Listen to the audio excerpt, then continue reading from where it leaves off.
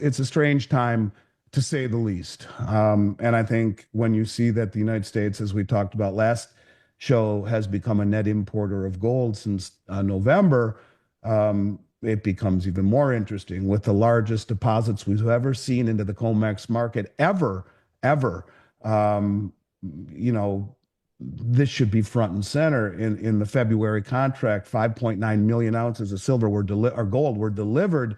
That's the largest delivery ever for a single month ever. JP Morgan, who only buys for their clients, according to Blythe Masters, who used to run their metals desk, delivered 4 billion in gold into the Comex in February. Why isn't there more talk about that? Who's got 4 billion as a client to have shipped into the Comex?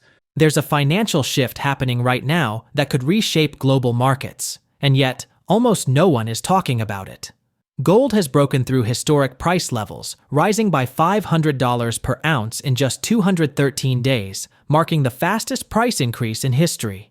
It has outperformed U.S. Treasuries, outpaced the S&P 500 over the long run, and gained favor among institutional investors. Yet, despite these incredible milestones, mainstream financial media remains virtually silent. The question is, why? For decades, gold has been dismissed as a relic of the past, overshadowed by the stock market, real estate, and now, the rise of cryptocurrencies. But beneath the surface, a quiet but powerful shift is underway.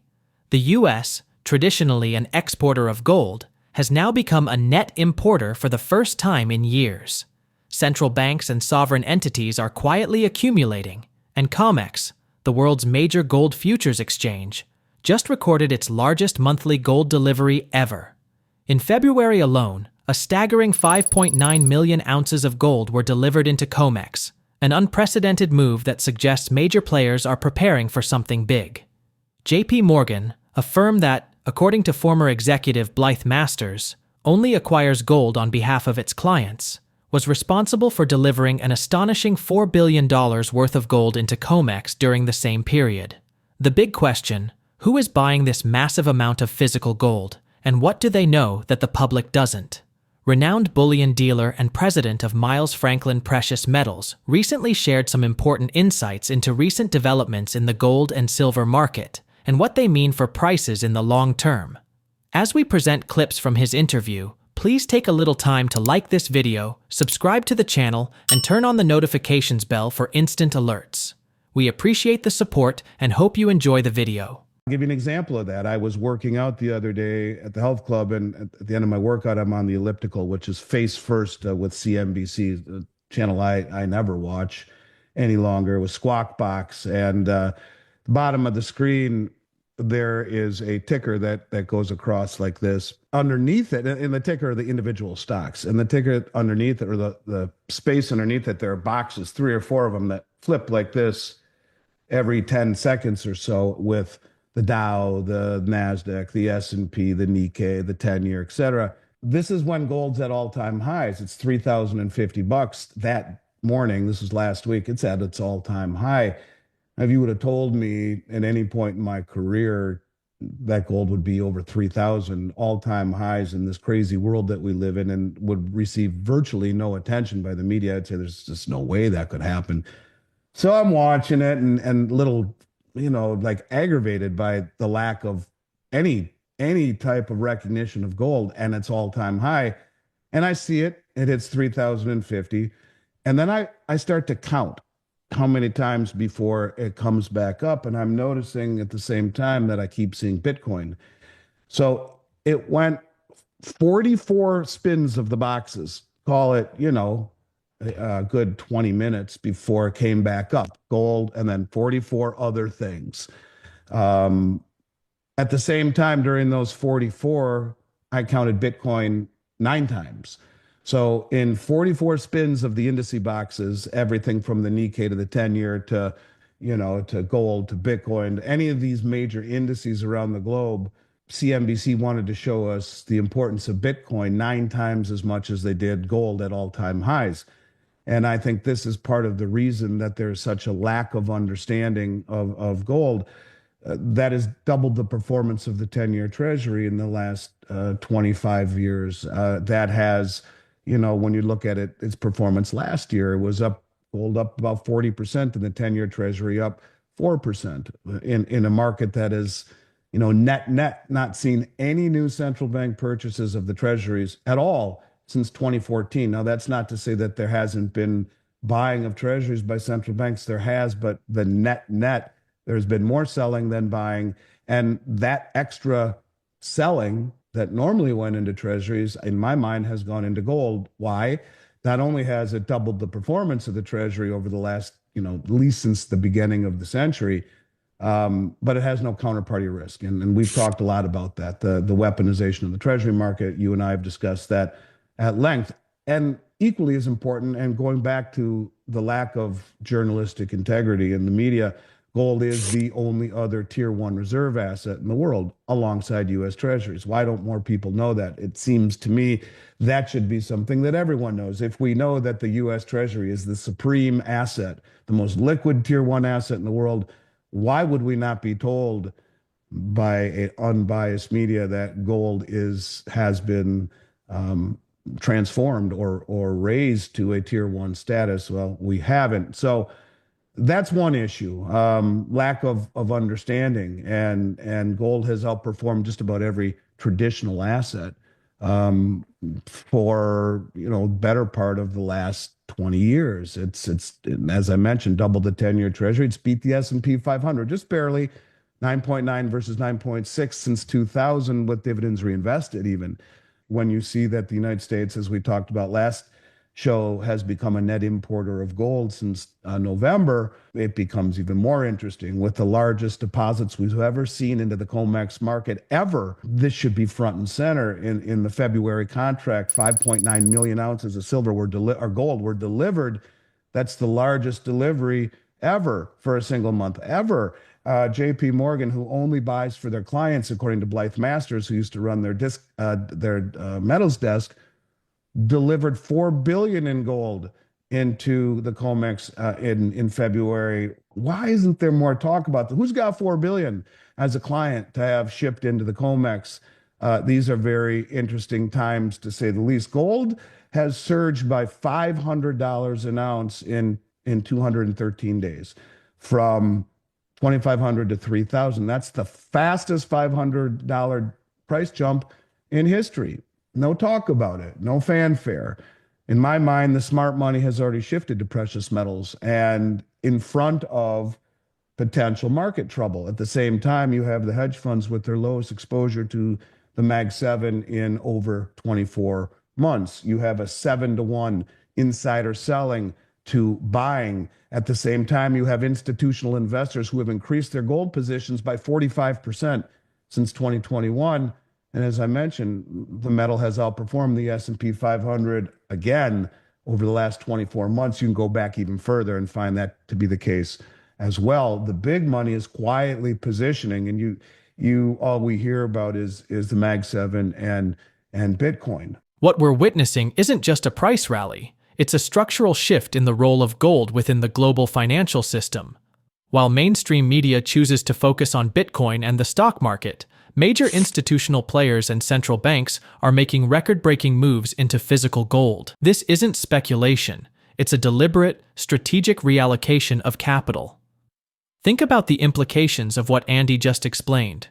Gold has outperformed traditional assets. It has no counterparty risk, and it has been officially recognized as a Tier 1 reserve asset alongside US Treasuries. Yet, despite all of this, it remains one of the most underreported financial stories of our time. Why? The answer becomes clearer when you examine who is actually buying. The United States, after years of being a net exporter of gold, has suddenly reversed course and become a net importer. Simultaneously, Comex has seen its largest gold deliveries in history, with JP Morgan alone moving billions of dollars worth of metal for a client whose identity remains undisclosed. These aren't ordinary market moves. This is wealth repositioning on a massive scale. If history is any guide, when major financial institutions, central banks, and sovereign wealth funds quietly accumulate gold, it's not because they expect stability. It's because they are preparing for volatility, uncertainty, and perhaps even systemic shifts in global finance. Meanwhile, retail investors and the general public remain largely uninformed, distracted by short-term market narratives and digital assets like Bitcoin. The disparity in media coverage isn't accidental. The financial system thrives on confidence, and widespread attention on gold as a superior store of value could disrupt the delicate balance that keeps fiat currencies dominant. After all, if gold were openly acknowledged as the superior asset it has proven to be, what would that say about the long-term faith in the dollar? At this point, the question isn't whether gold will continue to rise. It's whether the public will wake up to its importance before it's too late. The moves we're seeing today are unprecedented, and they suggest that something much bigger is unfolding behind the scenes. And there's still manipulation going on. One of the things that people are talking about right now is this really big short position in PSLV. You know, when people have asked me about buying ETFs, I say GLD and SLV are two of the worst products ever made, and on a multitude of levels. And if you read the prospectuses, pages 6 through 12, titled Risk Factors, you'll understand that. The custodian has done a tremendous job at distancing themselves from any fraud or liability.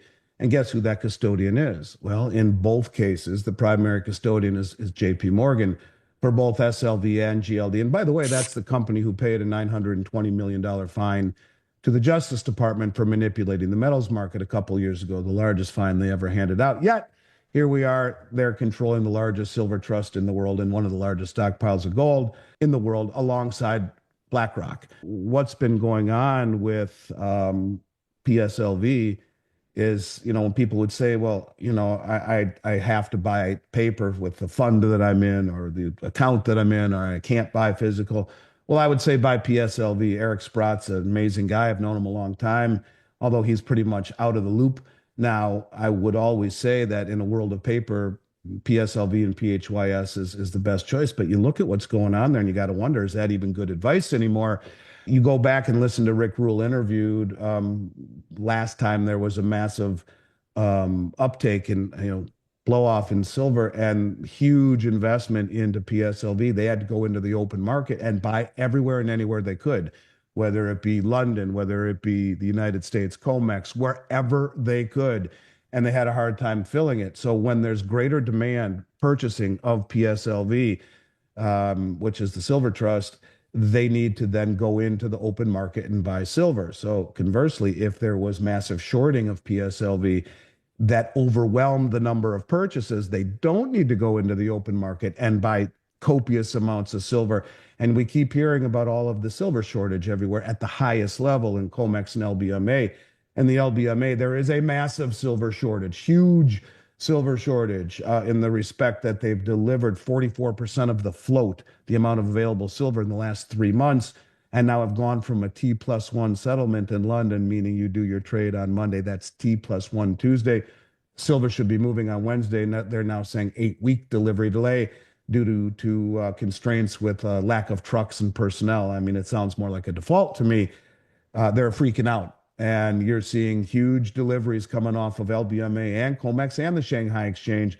Big money is standing for delivery, and silver is becoming hard to get. And when you have huge naked short positions, where on the LBMA market, they're trading 3.5 times annual global mine supply every single day, according to some of the LBMA market analysts. Even though they only post that they're doing 290 million ounces a day off of 270 million ounce float. It's already more than the float, but at the same time, they say those are only the final settlement numbers, and they're actually trading 10 times more than that throughout the day.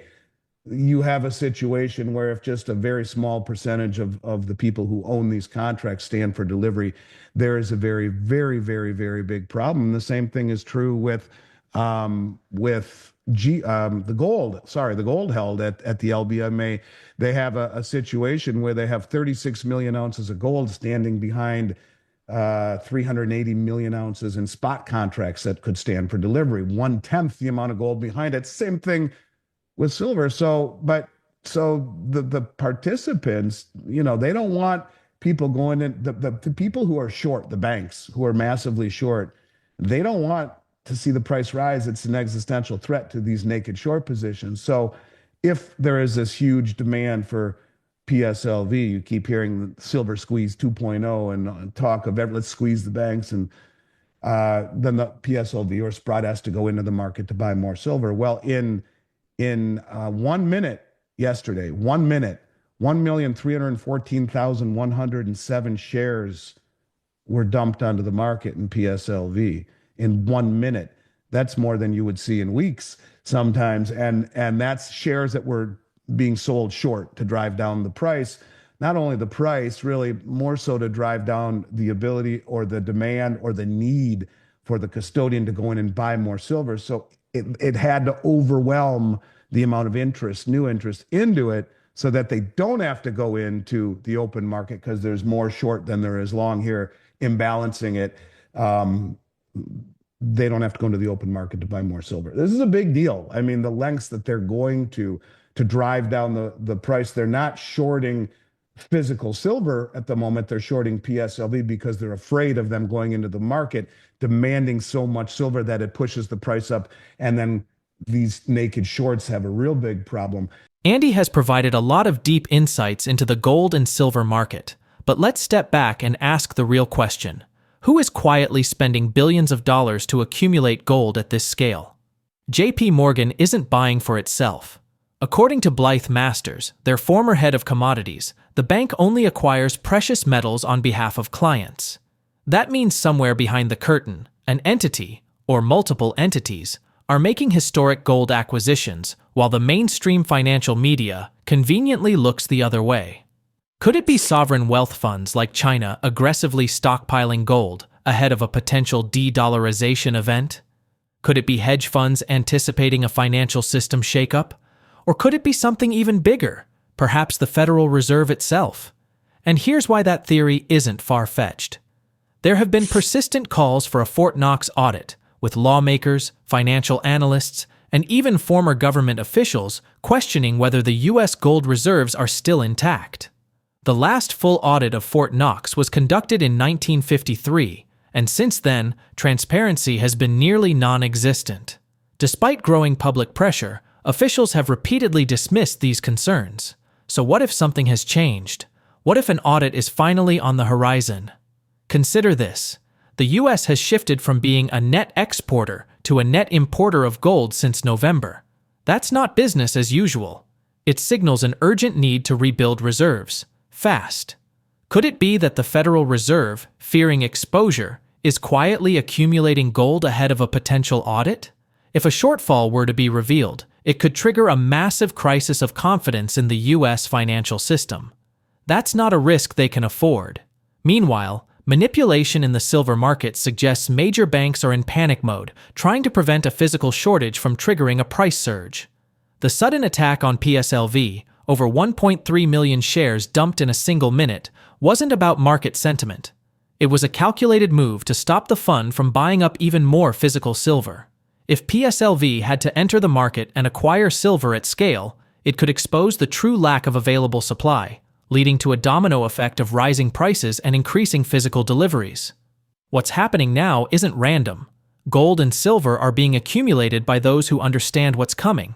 And yet, the mainstream media is either completely silent or actively misdirecting attention toward Bitcoin and speculative stocks.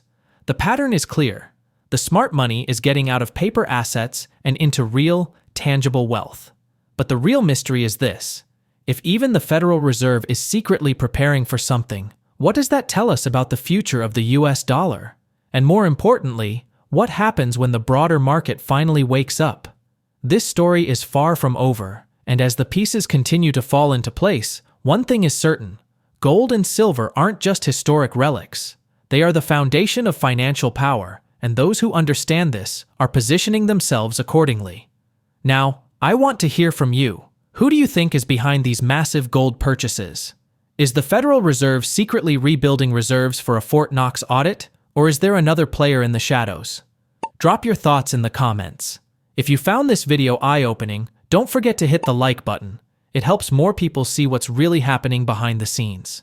And if you want real-time updates on market manipulation, central bank moves, and the future of gold and silver, Make sure to subscribe and turn on notifications. We're just scratching the surface of what's coming. Stay informed, stay ahead, stay prepared. See you in the next one.